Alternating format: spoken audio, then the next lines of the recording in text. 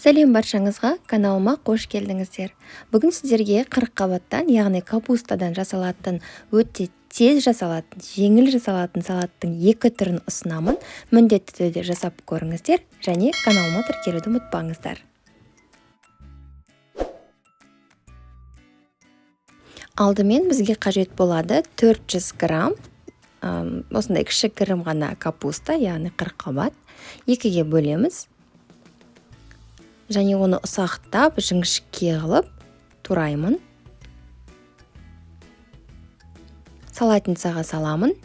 Одан кейін бір қияр, оны да ұзын жіңішке қылып турау керек.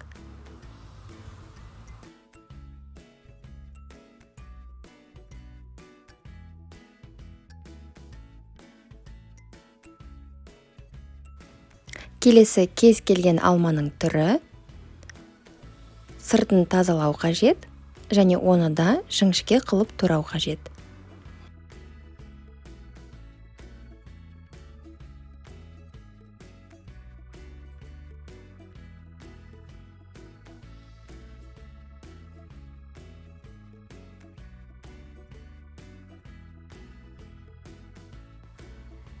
Мен укропты қолдандым. Сіз укропты болмаса петрушканы, болмаса кинзаны қолдансаңыз болады. Ұсақтап турап, оны да қосамын.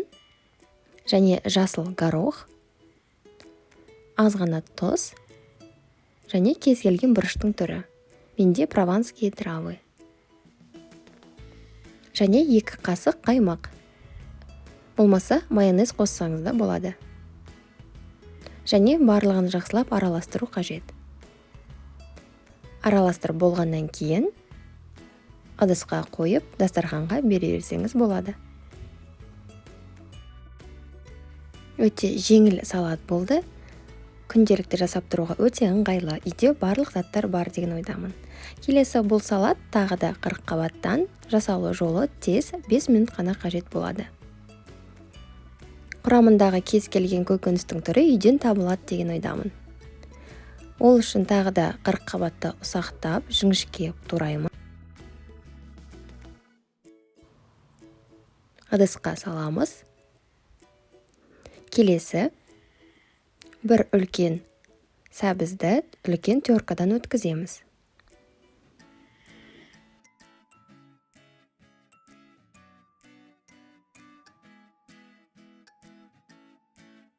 Келесі укроп, жақсылап турау қажет.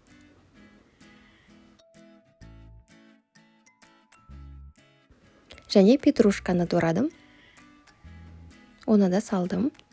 Енді бір қиярды жіңішкелеп тураймыз.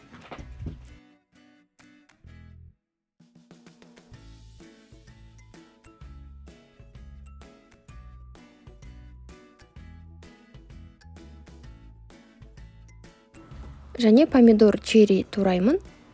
Кез келген помидорды қолдансаңыз болады.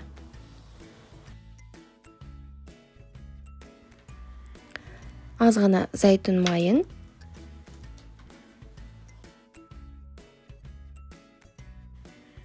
тұз және аз ғана қара бұрыш қосамыз. Барлығын жақсылап араластыру қажет.